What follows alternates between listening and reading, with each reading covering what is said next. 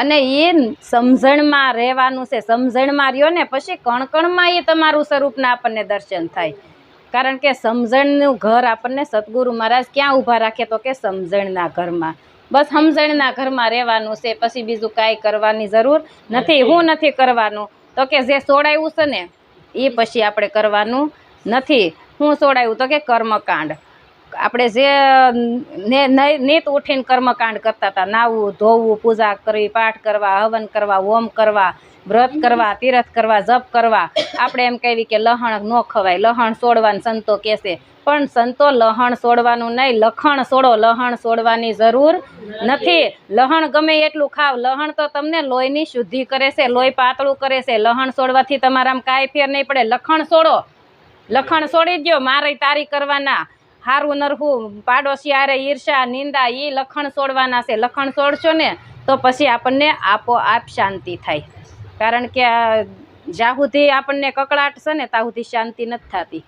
પણ જઈએ આપણને પોતાના ભીતરમાં આપણને શાંતિ થાય. એટલે સદગુરુને શું કીધું કે શાંતિ પમાડે એને સંત કહીએ. વીરા મારા શાંતિ પમાડે એને સંત કહીએ. એના દાસનાય દાસ થઈને રહેવાનું છે, દાસના દાસ થઈને રહીએ. તો કે બનવાનું નથી, મટી જવાનું છે. બનવા જાવું ને તો ત્યાં મેળ પડશે નહીં. બનવા જાય ત્યાં બગડા. બનવાનું નથી, મટવાનું છે. સદગુરુના શરણે જઈને દાસનાય દાસ થઈને રહેવાનું છે. એટલે એક મારી પોતાની વાણી અનુભવની છે. મારા સદગુરુની કૃપાથી એ વાણી ઉપરથી સત્સંગ કરું. હે જી સત્ય છે અવિનાશી, મારા ગુરુ છે નિરાશી. મર જીવા થઈને મોજું માણીએ રે. અમને સતગુરુ મળ્યા છે જ્ઞાની રે. હા, મર જીવા થઈને મોજું માણીએ રે. સત્ય છે અવિનાશી. સત્ય છે ને અવિનાશી છે, એનો ક્યારેય નાશ નથી. નાશ કોને છે તો કે આ માયા છે. એ નાશ એકેય વસ્તુનો નાશ નથી. આપણને ભ્રાંતિને લીધે એમ થાય છે કે આ જન્મે છે ના મરે, પણ એ પાંચ તત્વનો પિંડ બન્યો છે ને એ પાંચે પાંચ તત્વ પોતપોતામાં મળી જાય છે. એકેય જન્મતું કે મરતું નથી. કારણ કે પાંચ તત્વ છે એ પોતપોતામાં મળી જાય છે. અગ્નિ અગ્નિમાં મળી જાય, વાયુ વાયુમાં મળી જાય, આકાશ આકાશમાં મળી જાય, પૃથ્વી પૃથ્વીમાં મળી જાય. એટલે અને જળ તત્વ છે એ જળમાં મળી જાય છે. એ અને સત્ય છે ને એ જેમ છે એમ છે, જેમનું તેમ છે. સત્યને કાંઈ લાગતું વળગતું નથી. અને એ સત્ય અવિનાશી છે અને એ જ આપણા ગુરુ છે. સત્ય છે ને એ સત્ય છે, એ જ મારા ગુરુ છે. એ નિરાશી છે, કારણ કે એને કોઈ પ્રકારની આશા નથી. એ નિરાશા છે, નિરાશી છે.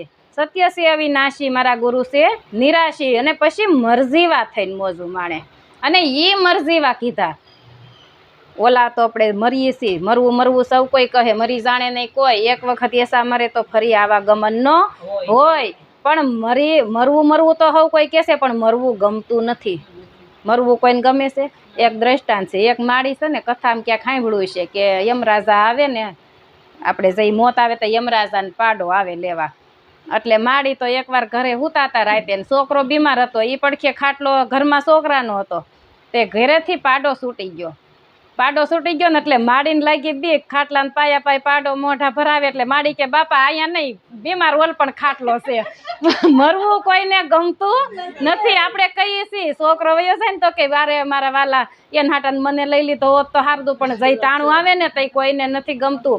પણ જો એક વખત સંતના શરણે મનથી મરી જાય ને તો પછી આવા ગમન રહેતા નથી. અને એ પછી મરજીવા થઈને મોજું માણે છે. એને જન્મ મરણ મટી જાય છે, પછી એને જન્મ કે મરણ રહેતું નથી. એટલે કીધું એક વાણીમાં સંતે, હેજી જ્યારે જોવું ત્યાં નર મળે જીવતા રે, મરેલા મળે નહીં કોઈ.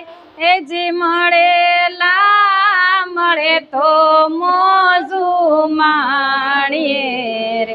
હેજી જ્યારે જોવું ત્યાં નર જીવતા. જીવતા કોને કીધા અને મરેલા કોને કીધા? તો કે આપણે ગુરુના શરણે નહોતા ગયા ને ત્યાં સુધી આપણને જીવદશા હતી. એ જીવદશા હતી ને એ જીવતા છે, અને આ બધા આ મરેલા છે. એકવાર મરીન જીવી જાણે એનો દેશ એવો જાણજો, નામ સમાન નથી નાણું, આનંદ અતિ સુગરાનું સુખ શું વખાણું. તો કે મરીન જીવી જાણે એનો દેશ એવો જાણવાનો છે. ત્યાં પછી નામ સમાન નાણું નથી. આપણે ઓલા નાણાંની પાછળ દોટું મૂકી છીએ, કારણ કે એ જરૂરી છે, ભૌતિકમાં સંસારમાં રહેવા હાટું એ જરૂરી છે. પણ આંધળાક્યા એની વાહે હાવ દોટું મૂકીએ ને પછી ઓલું નાણું ભૂલી જાય તો આ ભાથું ભેગું આવશે, ઓલું ભેગું આવવાનું નથી. કારણ કે એ બધુંય પડ્યું રહે. સિકંદર જેવો સિકંદર હતો ને તો એ બધુંય મૂકીને ગયો તો. સિકંદરે કીધું એક વખત સંતો આયલા જાય અને વાહે સિકંદર આવ્યો, એટલે સંતો નાસવા માંડ્યા. એટલે સિકંદર કે સંતો તમે નાસો છો કેમ? એ કે તમે તો સિકંદર, એ કે હા, એ કે તમે જાઓ ને ભગવાનના દરબારમાં તો એ અમારે હાટું હોય લેતા જજો, અમારે હું સાધુ મહાત્મા ને કોતડી હાંધવા જોઈ. એટલે સિકંદર કે એલા મહાત્માઓ, હું આ બધું ભેગું થોડું લઈ જવાનો છું, હોય હું થોડી લઈ, કે તો આટલી બધી હાઈ હોય ને બળતરા હું કામ કરશો, મૂકી દે. સિકંદર ને પછી જ્ઞાન થઈ ગયું ને સહી, પછી એને મેલમાં જઈને એના સંતો ને સેવકોને બધાને કીધું કે જઈ મારું મૃત્યુ થાય ને તે મારા હાથ ખુલ્લા રાખજો, કારણ કે સમાજ જગત જોઈએ કે આ કાંઈ ભેગું લઈ ગયો નથી. બધાય ખાલી હાથે આવ્યા હતા ને ખાલી હાથે જવાના છે. પણ ભાથું કર્મનું, હારા કર્મનું, સત્યના રાહે આવેલા હશે, હારા પૂજવાલા, હારા કામ કર્મ કર્યા હશે તો એ ભાથું ભેગું આવશે. આપણે કહીએ નહીં કે આ આગળનો કાંઈક હશે એ ભોગવવી છે, પણ એવું કાંઈક પછી સારું કર્યું છે તો સારું ભોગવશે. પણ પછી જેને અજ્ઞાનતા છે એને ભોગવવા પણ ને સારું કરવા પણ છે, ઓલાને તો પછી આવવા જવા પણ જ નથી.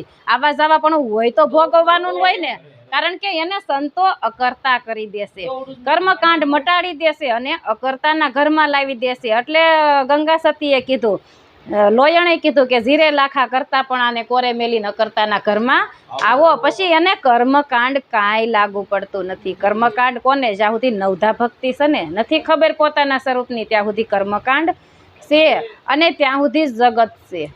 જગત એ કોણે ઊભું કર્યું?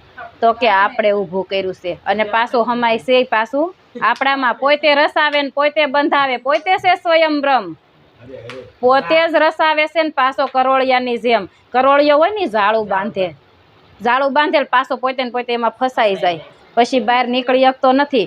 એમ આપણે આ કર્મકાંડમાં ઊંડા ફસાતા જાય છે. અમાર ગૌઠા આમ કહેતા હતા એટલે કરવું પડે, અમાર ગૌઠા આમ કહેતા હતા એટલે કરવું પડે, અમાર બા કહેતા હતા કરવું પડે. બા વયા ગયા હોય પણ તોય બાનું કીધેલું કરે, પણ સંતો કે એ કરતા નથી. બા કે એમ કરે સંતો, પણ બા કે એમય કરો ના નથી, પણ જો હાસું હોય તો સમજીને કરો. સમજીને કરવાનું છે, જે કરો એ સમજીને કરવાનું છે. પણ આપણે સમજા વગર કરવી છે, ઘાસીના બળદની જેમ આંધળું ડોટું મૂકી છે.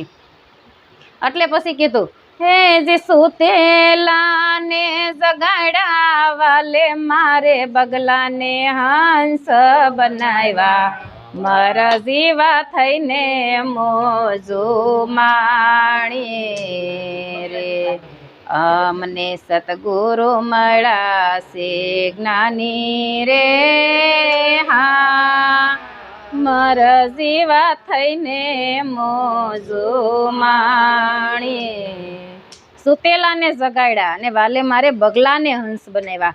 સુતેલા હતા શેમાં? તો કે આપણે રાતે હુવીને હવાર થાય ને તો એ નિંદર તો તનની છે, પણ ઓલી તો મોહ નિંદ્રામાં હુતેલા હતા. મોહ નિંદ્રામાંથી સંતો જગાડે છે અને મોહ નિંદ્રામાંથી જાગે ને તો પછી અખંડ બ્રહ્માકાર સૃષ્ટિ થાય. ત્યાં સુધી થતી નથી.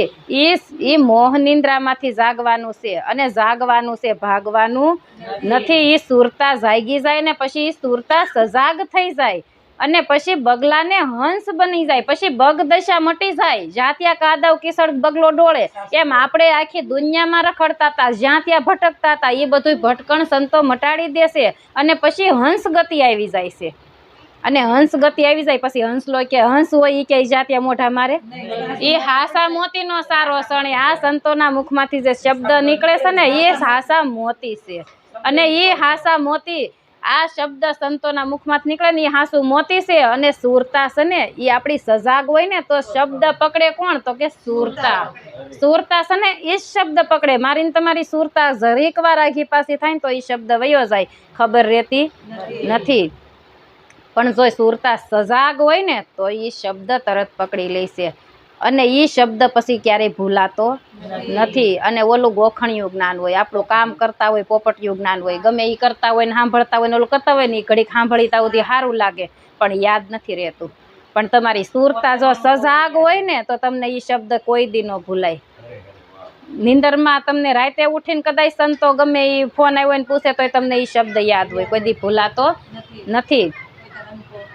હા, એટલે કીધું બેની અમે ગયા માન સરોવર ઝીલવા, ત્યાં તો બેઠેલા જોયા બધાય હંસ, માયાનો નથી અંશ, ઓળખજો રે આયતમાં. બેની જ્ઞાતા માન સરોવર ઝીલવા, અટાણા બધા માન સરોવર ઝીલવા જ આવ્યા છે. માન સરોવરમાં જ બેઠા છે અને આ બધા હંસ છે. હંસ પછી પરમહંસ છે. આ પરમહંસ છે.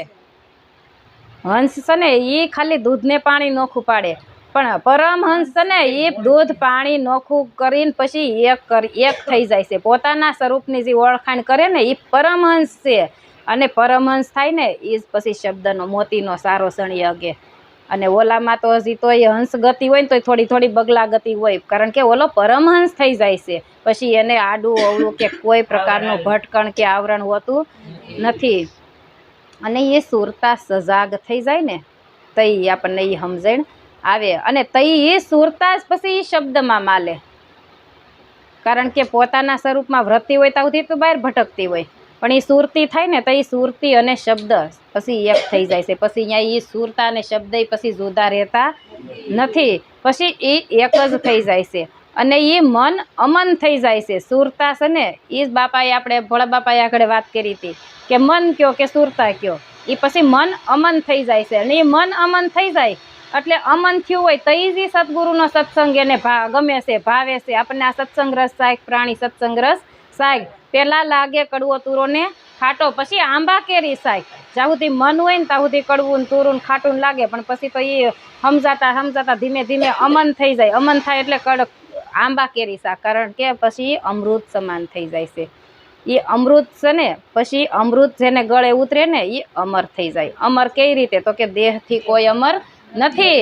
અમર કોણ છે? તો કે અમર કોઈની કાયા નથી. અમર છે ને એ તત્વ તમારું પોતાનું સ્વરૂપ છે.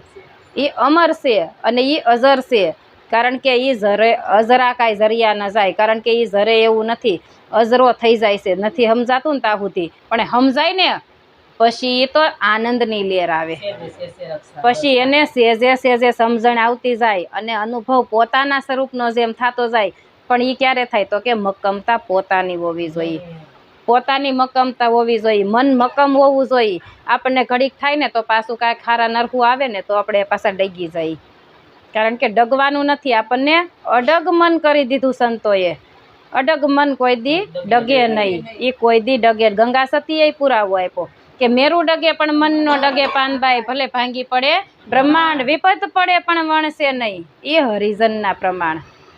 વિપતું ગમે એવી સંસારમાં રહી ભૌતિકમાં રહેતા હોય એટલે સુખ દુઃખ તો આવે, પણ એમાં ડગવાનું નથી, કારણ કે એ તો કર્મને આધીન છે. કર્મને લીધે તો સુખ આવે ને દુઃખ આવે, બધું આવવાનું જ છે.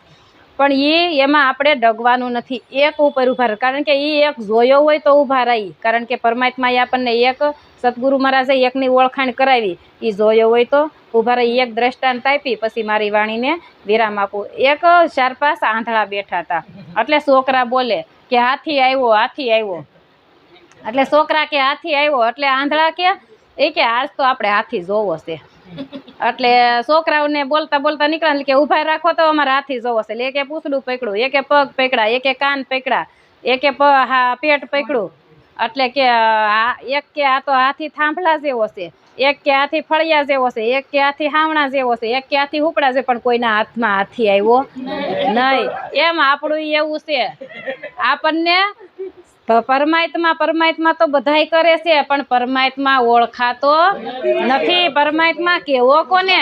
આ દયાબેન છે તો દયાબેન નો હાથ પકડો તો હાથ છે, મોઢું છે, પગ છે, આમાં દયાબેન કેવી કોને? એ સંતો મહાપુરુષો એ પોતાની ઓળખાણ કરાવે ને આવા સંતો મહાપુરુષો મળે ને તો આપણે આખા વિશ્વને ઓળખીએ, હગા વાલા સંબંધી બધાને ઓળખીએ, પણ પોતાને ઓળખતા નથી. આ દેહમાં રહેવા વાળો હું કોણ છું એને જાણતા નથી. બસ એટલું બોલી મારી વાણીને વિરામ આપું. બોલો સત્ય ગુરુ મહારાજની જય.